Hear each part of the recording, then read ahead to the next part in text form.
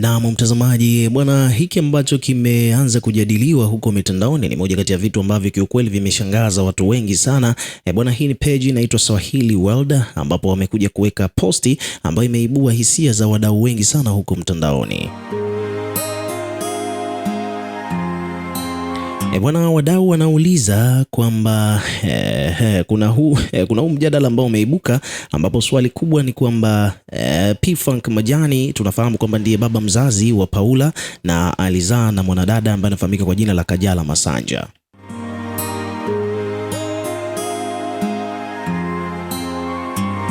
Sasa kama unavyoelewa, sasa kitu ambacho kilichotokea hivi karibuni bwana ni kwamba Master J ambaye naye pia ni producer wa muziki wa muda mrefu, amekuwa akifanya production ya music for a really long time.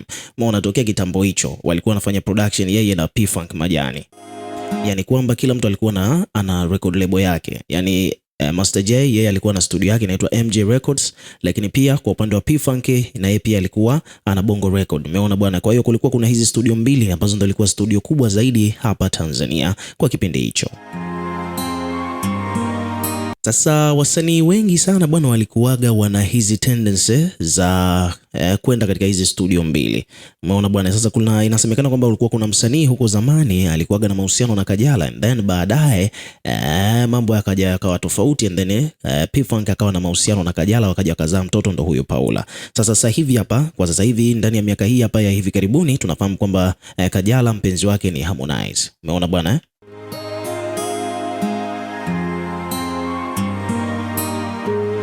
Kajala mpenzi wake anafahamika ni Harmonize, na almost kila mtu ambaye ni mdau wa muziki au mdau wa entertainment industry kwa ujumla anafahamu kwamba Konde ndiye bebe wa Kajala.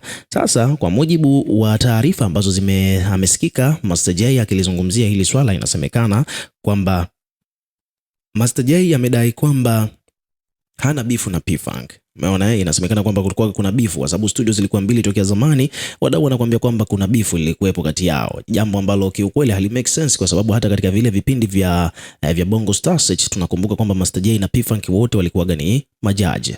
Sasa bwana, hapo kwa mujibu wa taarifa ambazo tumepewa ni kwamba Master J amesikika akisema kwamba mimi ndiye nilianza kumuona Kajala, lakini yeye alivutiwa zaidi na P-Funk akadondokea huko kimahaba. Master J amekana bifu pia na P-Funk.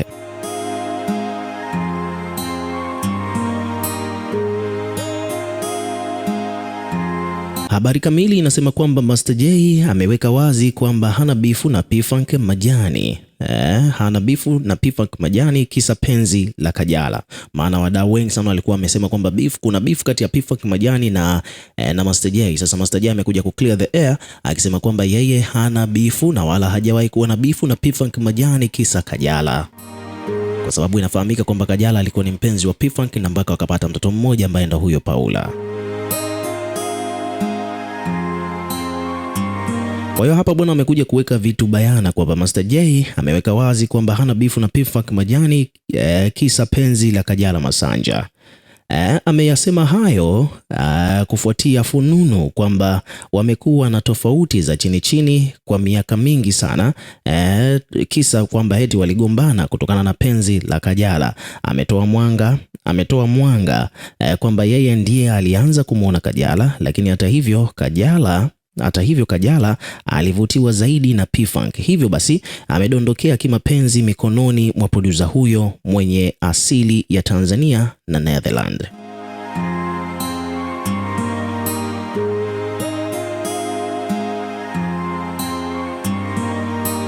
Lakini pia vile mapenzi ya P-Funk na Kajala yalielezwa zaidi kipindi ambacho Kajala alikuwa bado ni mwanafunzi wa sekondari. Hivyo basi yalijawa na heka na pilika nyingi kutokana na kutokukubalika na wazazi, hasa upande wa wazazi wa Kajala kumsisitiza kuhusiana na masomo ndiyo yawe kipaumbele badala ya mapenzi kwa P-Funk.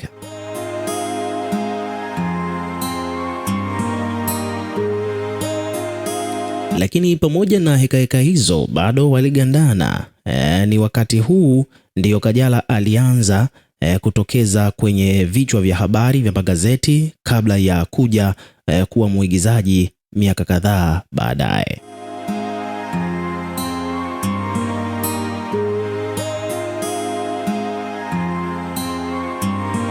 Vilevile kutokana na mahusiano hayo ni kwamba Kajala akajikuta kupata mimba ya Paula, lakini mwishowe inaelezwa kwamba Kajala ndiye aliamua kuachana na P-Funk, kila mmoja akaendelea na mishe zingine.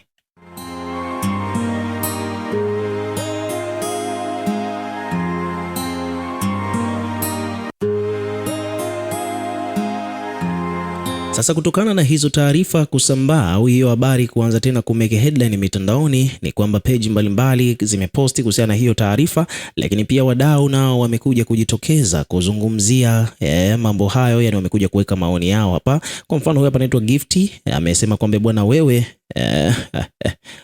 watu wa makamu hayo, kuna mtu ameandika hivyo. Kuna mwingine hapa amekuja ameuliza kwamba kwa hiyo sasa baba halali wa Paula ni nani?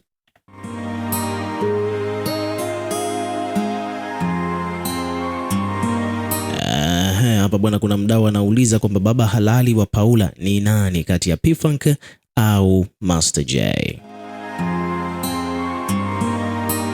Lakini kwa mujibu wa taarifa zilivyojieleza ni kwamba kwa mujibu wa alichokizungumza Master J, ameweka bayana kwamba yeye hajawahi kuwa na mahusiano na Kajala. Kajala yeye alijikuta tu akiingia katika mahusiano na P-Funk, na huko ndipo ikapelekea yeye kupata ujauzito. Kwa hivyo basi P-Funk bwana, yeye ndiye baba wa Paula. Hicho ni kitu ambacho kinaeleweka, ila tu wabongo kwenye mambo ya comment lazima waje kuchombeza vitu vingine.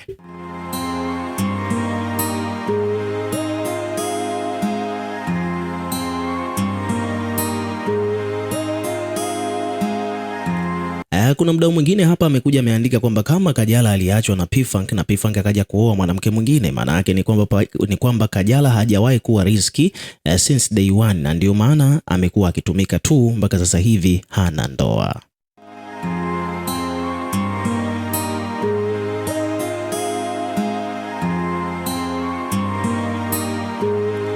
So hayo ni maoni ya wadau mbalimbali kuhusiana na kile ambacho kimekuwa kikizungumzwa huko mitandaoni. Kama unavyojua bwana, wadau lazima waje waweke maoni yao, na maoni ndo hayo bwana, kila mtu amekuwa na la kwake. Lakini at the end of the day bwana, wewe pia ni mdau vile vile.